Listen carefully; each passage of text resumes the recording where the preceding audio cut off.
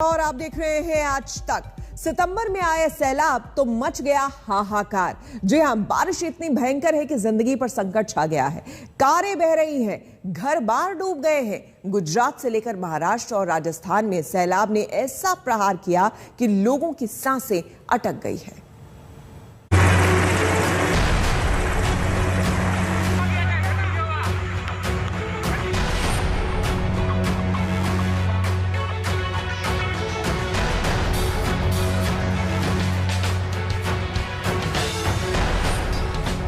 सितंबर में सैलाब से मच गया हाहाकार।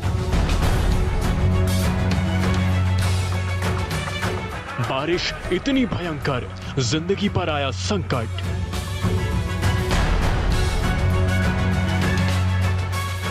बहने लगी कार, सैलाब का सबसे घातक प्रहार।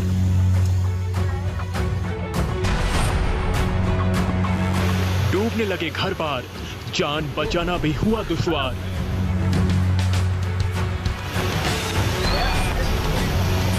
गुजरात से लेकर महाराष्ट्र तक कुदरत का कहर जोरदार।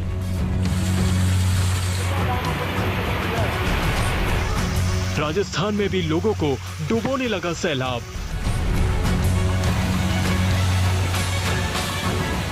सैलाब वाली तबाही 2.0।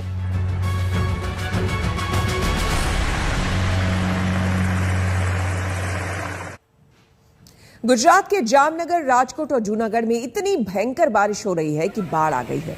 मूसलाधार बारिश के चलते स्कूल, कॉलेजों में छुट्टी कर दी गई है। सरकार कोशिश कर रही है, लेकिन मौसम अपनी ताकत दिखाने पर तुला हुआ है।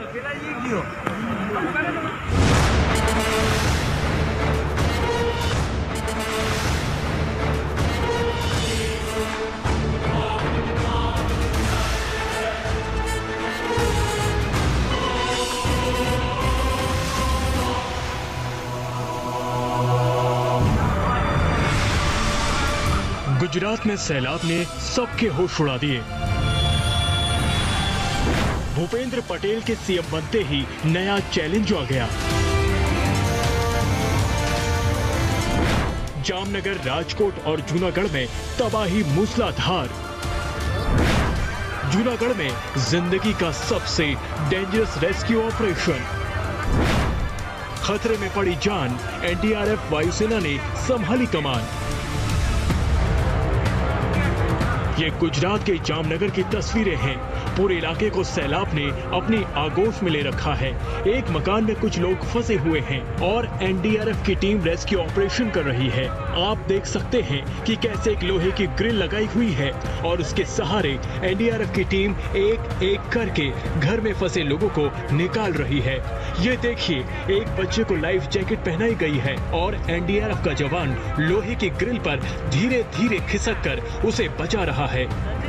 लोहे के ग्रिल के ऊपर एक रस्सी भी बांधी गई है, जिसके सहारे ये रेस्क्यू ऑपरेशन किया जा रहा है। पूरे इलाके में सैलाब रफ्तार के साथ बह रहा है।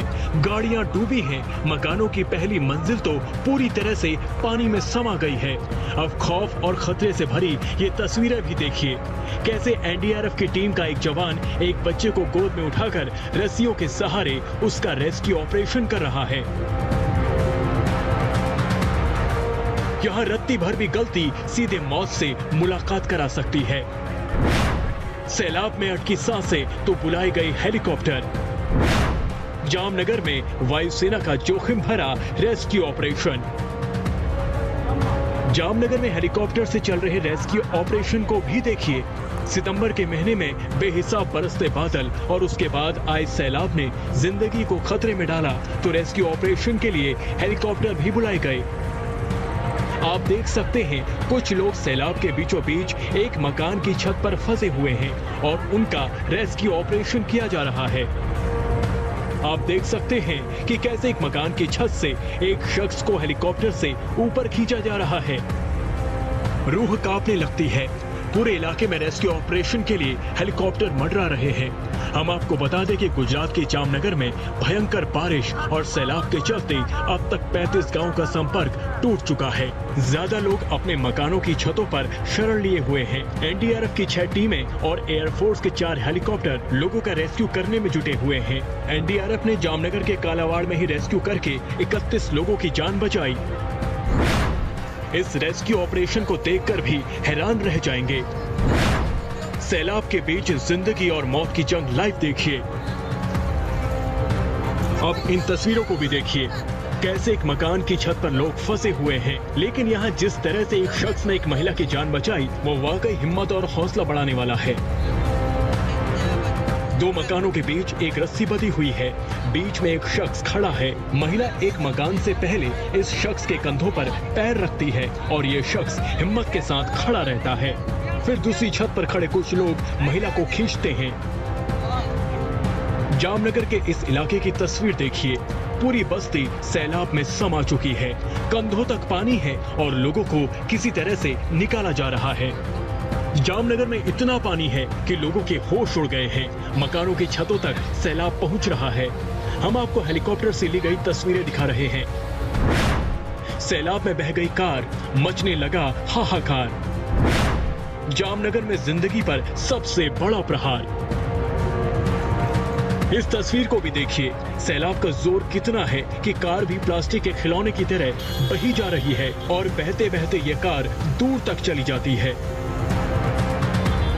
जामनगर की ये तस्वीरें भी देखिए, कैसे ट्रक और बस डूबे हुए खड़े हैं। सैलाब ने सब कुछ अपनी आगोश में ले रखा है। ऐसा लग रहा है कि ये ट्रक और बस किसी नदी के बीच में खड़े हैं।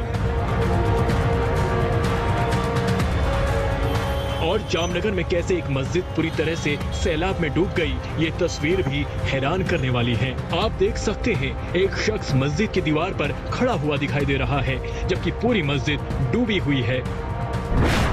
जिंदगी के लिए बिजली के खंभे का सहारा। जामनगर में जिंदगी की सबसे खतरनाक जंग। ये तस्वीर भी रोंगटे खड़े कर देने वाली है। डूबते घर के अंदर से बचने के लिए कैसे लोग बिजली के खंभे के सहारे जिंदगी दांव पर लगाकर अपनी जान बचा रहे हैं। गुजरात के नए सीएम भूपेंद्र पटेल ने आज ही शपथ ली है और आज ही उनका इस चैलेंज से सामना हो गया। भूपेंद्र पटेल ने जामनगर में भारी बारिश को लेकर राज्य के चीफ सेक्रेटरी और दूसरे अधिकारियों के साथ मिलकर इंतजामों पर बैठक की है। साथ ही लोगों की जान बचाने, उन्हें हर संभव मदद पहुंचाने के निर्देश भी दिए हैं। जामनगर से गोपी घंगर के साथ आज तक ब्यूरो। गुजरात के राजकोट और जूनागढ़ में तो सितंबर की बारिश से गुजरात खौफ में है। दिल्ली और पंजाब में एनडीआरएफ की 5 और टीमें गुजरात पहुंच रही हैं ताकि जिंदगियां बचाई जा सके।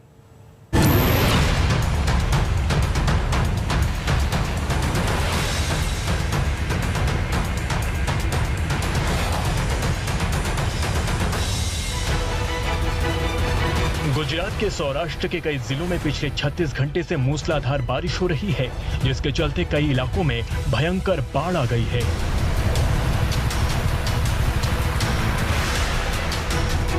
मौसम विभाग ने अगले 4 से 5 दिनों के लिए गुजरात में भारी बारिश का अलर्ट भी जारी कर दिया है।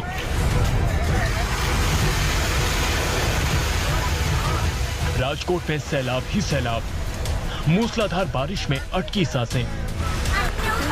अब आपको दिखाते हैं कि कैसे बारिश और बाढ़ ने गुजरात के राजकोट में भयंकर तबाही मचाई हुई है। कैसे लोग जिंदगी को बचाने के लिए सैलाब से लड़ रहे हैं।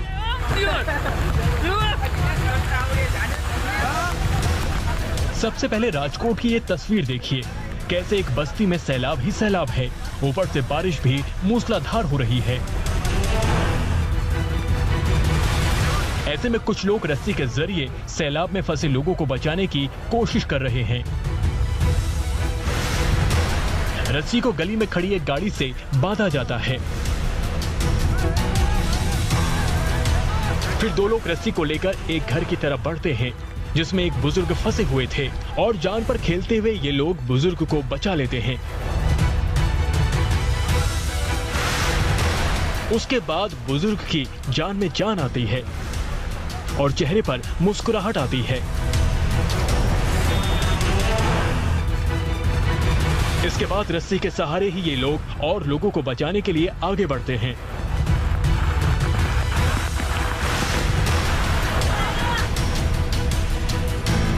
राजकोट में बस्तियां क्या, रिहायशी इलाके क्या, हाईवे और रोड पर भी सैलाब ही सैलाब है। बारिश भयंकर हो रही है।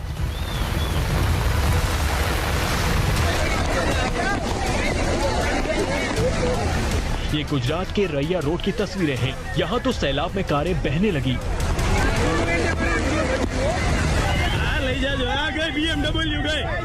आप देख सकते हैं कि कैसे काले रंग की ये कार बही जा रही है। लोग शोर मचा रहे हैं, लेकिन किसी की ये हिम्मत नहीं हो रही कि इस कार को रोकने की कोशिश करे, क्योंकि इस कार को रोकने का मतलब है खुद की जान खतरे में डालना। काली कार के साइड में एक सफेद कार बह रही है, जबकि उसके आगे भी कई कारें बह रही हैं।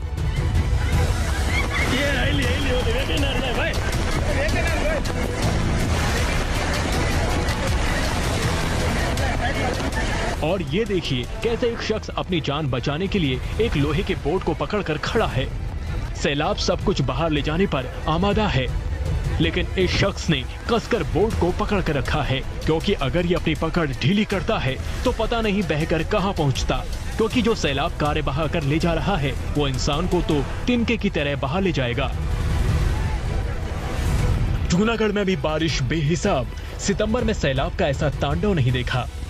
गुजरात के राजकोट के अलावा जूनागढ़ में भी भारी बारिश ने हाहाकार मचाया है।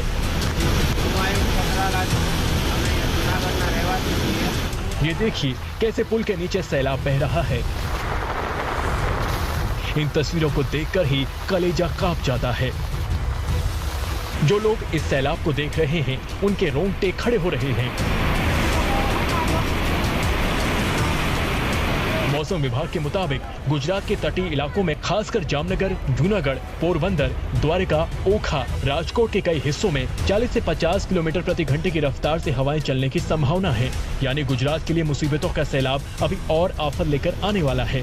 अहमदाबाद से गोपी घंगर के साथ आज तक ब्यूरो। हम रुकेंगे यहाँ पर एक छोटे से ब्रेक के लिए। बने रहे हमारे साथ, देखते रहिए आज तक।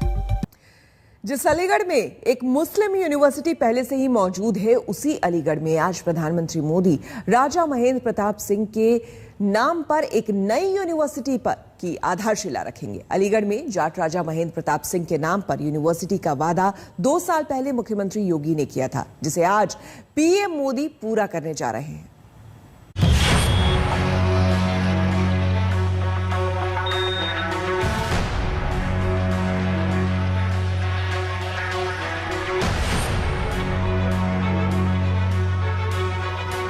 सड़कों के किनारे विशालकाय होर्डिंग्स लग गए हैं, जिनमें प्रधानमंत्री नरेंद्र मोदी की बड़ी बड़ी तस्वीरें साफ नजर आ रही हैं। प्रशासन पूरी तरह चौकस है। सड़कों पर जगह जगह चेकिंग चल रही है।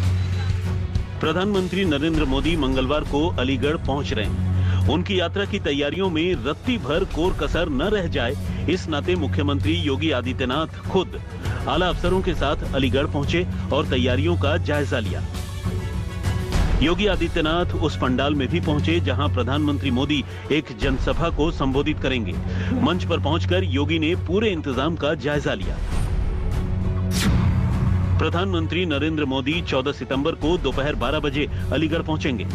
मोदी अलीगढ़ से 30 किलोमीटर दूर लोधा गांव में राजा महेंद्र प्रताप सिंह स्टेट यूनिवर्सिटी की आधारशिला रखेंगे। इसके बाद मोदी एक जनसभा को भी संबोधित करेंगे। कार्यक्रम में यूपी की राज्यपाल आनंदीबेन पटेल और मुख्यमंत्री योगी आदित्यनाथ भी मौजूद रहेंगे।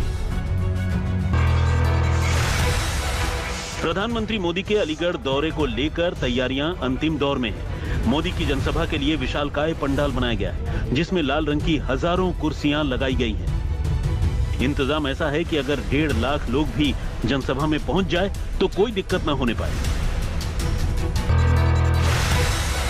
मुख्यमंत्री योगी आदित्यनाथ ने प्रधानमंत्री मोदी के कार्यक्रम की तैयारियों का जायजा लिया तो पीडब्ल्यूडी के दफ्तर में रखे राजा महेंद्र सिंह विश्वविद्यालय के 3D मॉडल का भी मुआयना किया। राजा महेंद्र सिंह यूनिवर्सिटी 92.7 एकड़ जमीन पर बनेगा।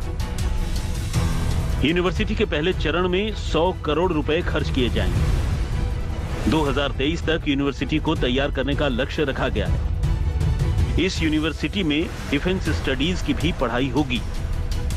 जो जाट राजा महेंद्र प्रताप सिंह जी हैं, उनके नाम पर विद्यालय का माननीय प्रधानमंत्री जी स्वयं अलीगढ़ में उद्घाटन करने के लिए आ रहे हैं। और ये वो विश्वविद्यालय होगा जहां पर पहला इंडिया में डिफेंस स्टडी को पढ़ाया जाएगा। यहां पर जो एम्प्लॉयमेंट जनरेट करने वाले कोर्सेज हैं उनको पढ़ाया जाएगा। और ये 92 एकड़ की परिधि में चलने वाला जो विश्वविद्यालय है, इसमें 100 करोड़ से ऊपर की राशि प्रथम किस्त के रूप में हमने जारी भी कर दी है। प्रधानमंत्री मोदी के अलीगढ़ दौरे को लेकर कड़ी सुरक्षा व्यवस्था की गई है। जगह जगह चेकिंग अभियान चल रहा है। मोदी की सभा में मंच से लेकर हेलीपैड तक के इलाके को 3 सुपर जोन में बांटा गया है।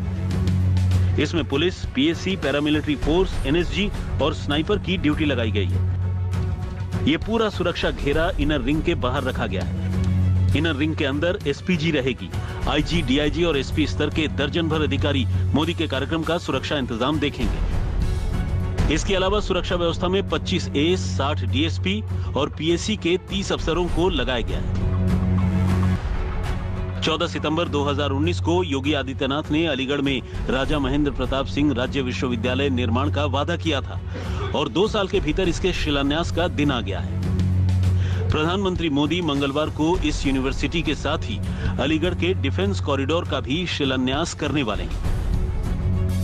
ऐश्वर्या पालीवाल के साथ अकरम खान, अलीगढ़ आज तक। हम रुकेंगे यहाँ पर एक छोटे से ब्रेक के लिए। बने रहे हमारे साथ, देखते रहिए आज तक।